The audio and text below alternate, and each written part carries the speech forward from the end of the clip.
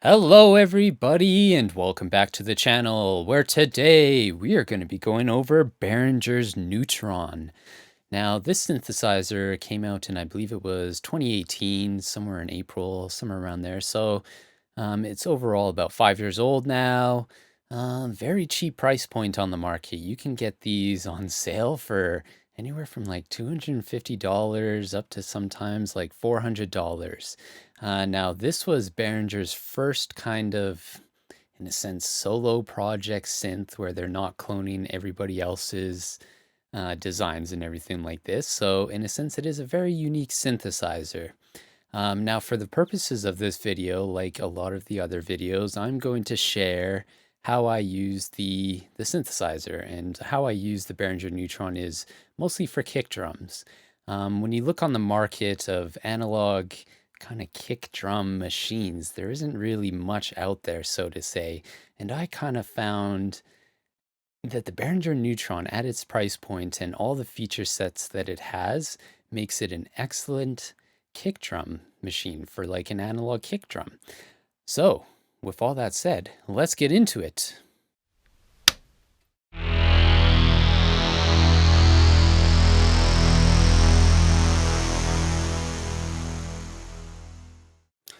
All right, so here it is. This is the Behringer Neutron.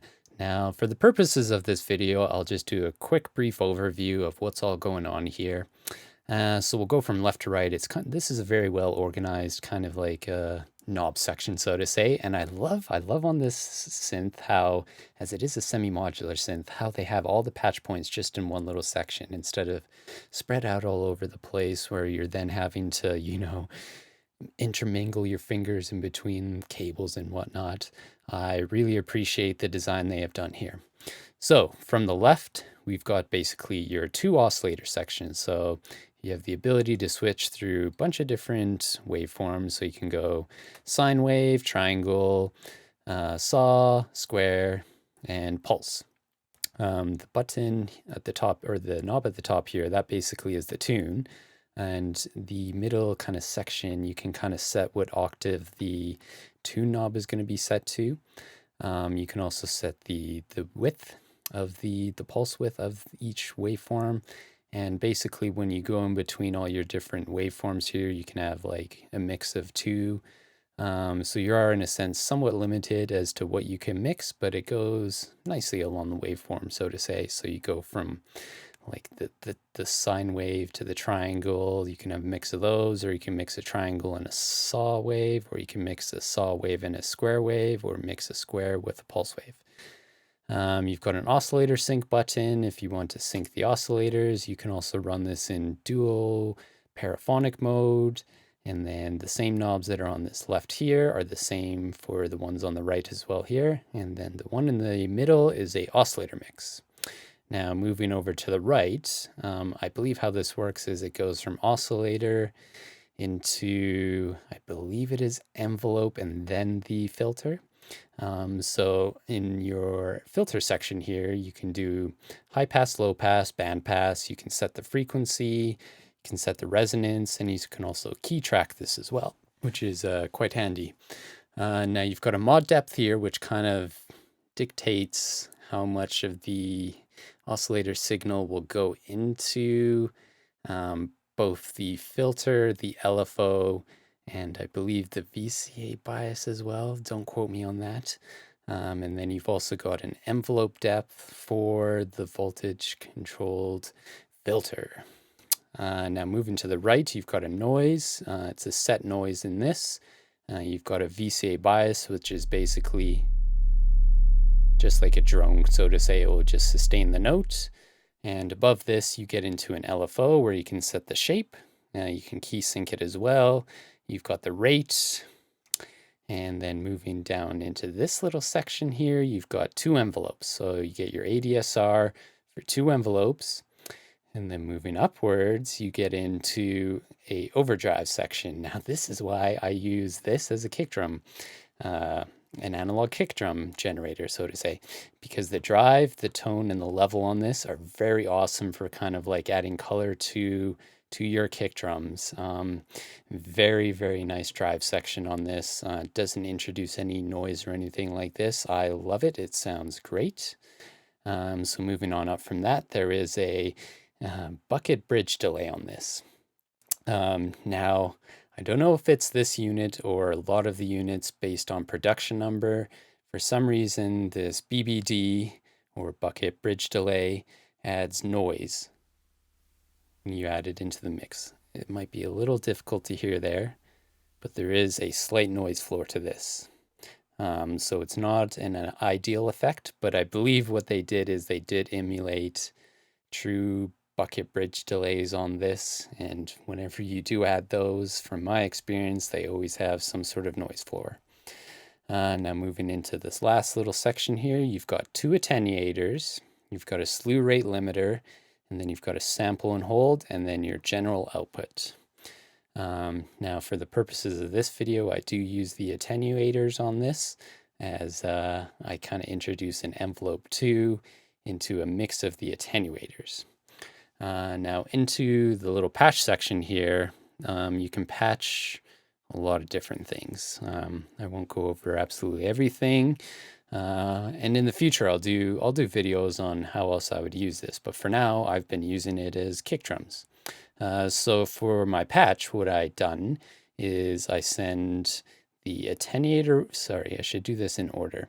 I send the envelope 2 into attenuator 1. So the envelope goes to attenuator 1. And from attenuator 1, I send this to oscillator 1. Now, I also have, as you can just see down here in the camera, I use the Arturia BeatStep Pro to kind of sync everything and do all my triggers and everything. It's nice to just be able to throw things down fast and everything. So the blue cable, that is my velocity. And then this green cable, that is the pitch coming from the BeatStep Pro. So let's just hit play here. And as you can hear, there's a very nice kick drum happening. You can just kind of see what the pattern is. So we'll go through this and why I use this as kick drums. So first off, tuning. I have the ability to basically tune a single oscillator to whatever attunement I want to use, so to say. And then I can start mixing in the different waveforms.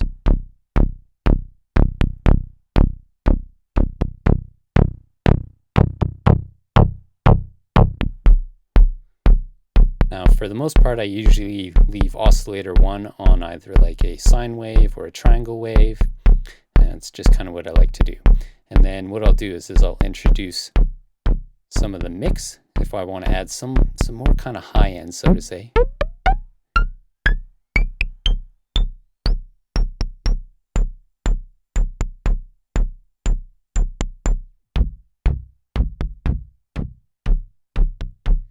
So yes, you can have a nice little mix and add some nice harmonics to your kick drums, so to say.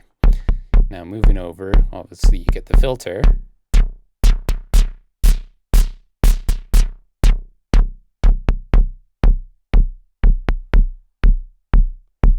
Now this is where you can kind of use the resonance to add a lot of click to a track or to a kick.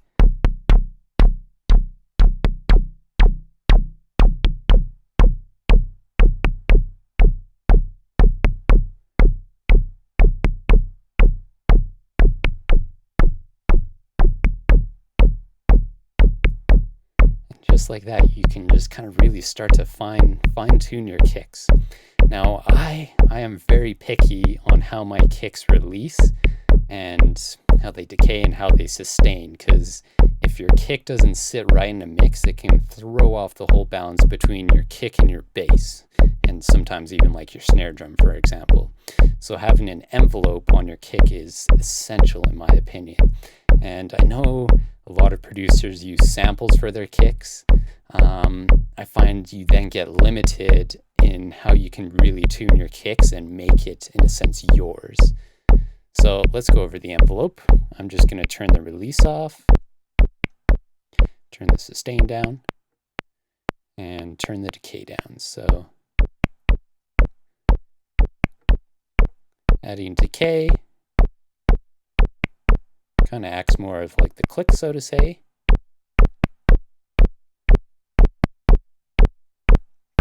Adding some sustain kind of builds up that initial punch. And the release is that whole release time that you want to go over.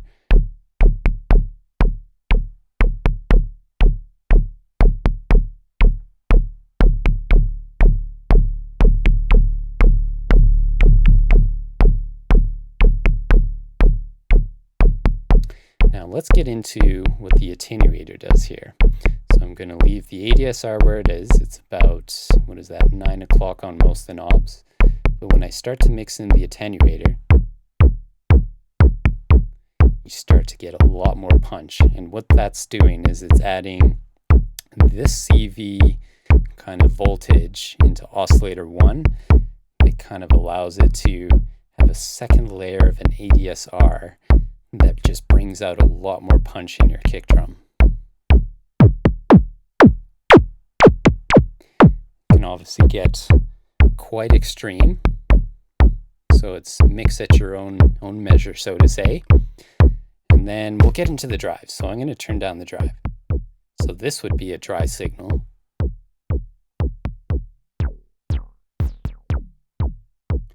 Not a lot of color to it, it's just not really punching through.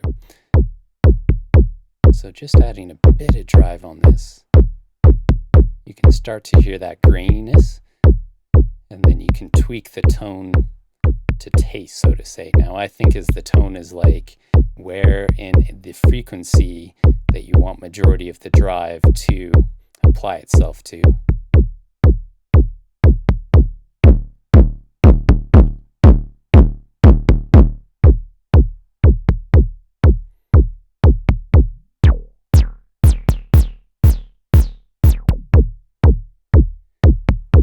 Say you did want to add a bit of delay on this, you can get some like kind of fun little techno shuffle to it.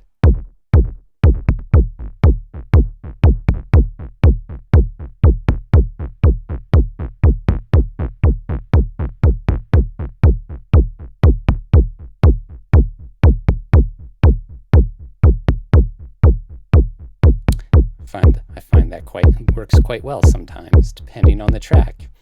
Or say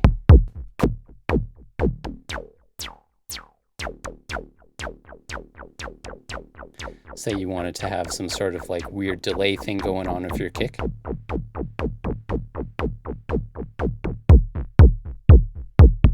You can just kind of start playing this as a live instrument, a live kick drum.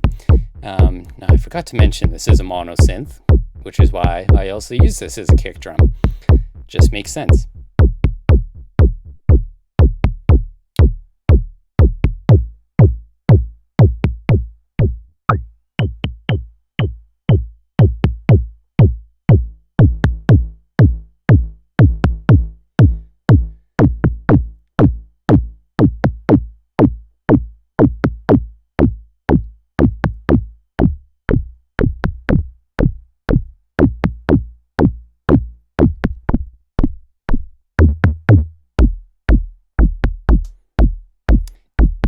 I think this is just an absolute amazing kick drum synthesizer, and especially for the price point,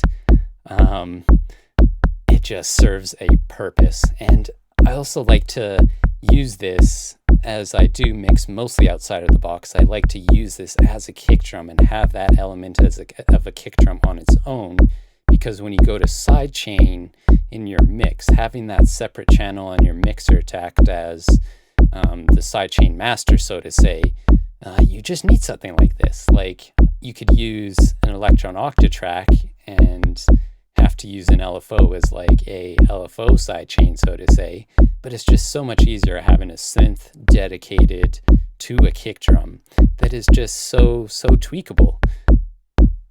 Like, you can add noise, you can add the VCA bias if you want a bit of different kind of sustain.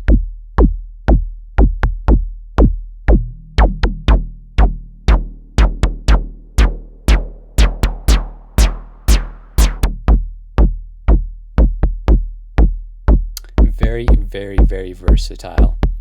That pretty well does cover how I use the Behringer Neutron and why I suggested to you guys to use this as a kick drum synth. When you look on the market, there's only like the Volca kick, which in my opinion sounds pretty terrible. Or you start to get into obviously the dedicated analog drum machines, so to say, that are just not as versatile. You don't get as many knobs, and you're kind of limited on what you can do for the most part. So I highly, highly suggest this for a kick drum synth. That's all it comes down to. Now, as for scoring this, I've had this for quite a few years, and I've used it for a number of different things. It's great for bleeps and bloops, pretty good for basses. It takes some fine tweaking to really get a bass line working well on this, but it is possible. So that's why I leave this as a kick drum patch and then just come to this and tweak it as needed. So overall, for sound design, you can do a lot with this. It loses points for the noise on the delay, in my opinion, as I like clean recordings. If you like noise in your delays, this is also a great option, because you can also route audio through this if needed. But yes, I would probably score this for the price point probably a 15 out of 20. It does take a lot of time to be able to get things just right, and I think it loses a few points for that. But if you treat this as just your always go-to kick drum synth, that kind of mitigates a lot of time loss when you're creating a kick drum. Build quality is pretty good. I believe I got this one on a special, and I believe it had been sent back for refurbishing. So my only complaint is a couple of the knobs didn't come with little white dots to show you where the level is. So I had to switch some knobs around and do with a little permanent mark where the level would be, so to say. But the knobs do feel good. After, gosh, it's been a long time. I've had this probably almost 5 years, and the build quality is still great, still sounds good. The knobs are tight, they don't wiggle at all. They are touch small, but that's okay. At the price point, I can live with it. So yes, build quality is good. Metal chassis, it's solid. It's built like a brick. So yes, go out and buy one of these. So there it is. The Behringer Neutron synth, how I use it, and should you get one? Yes, you should, especially at the price point. You can't really go wrong. Like $300 is a steal for the sound and the build quality you get out of this semi-modular synth. It is definitely a must, in my opinion.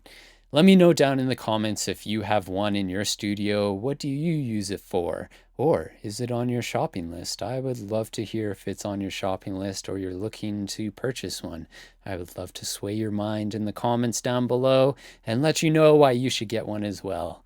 So until the next video, where we're going to be going over the Moog DFAM, I hope you guys enjoy your week, and I'll catch you next time.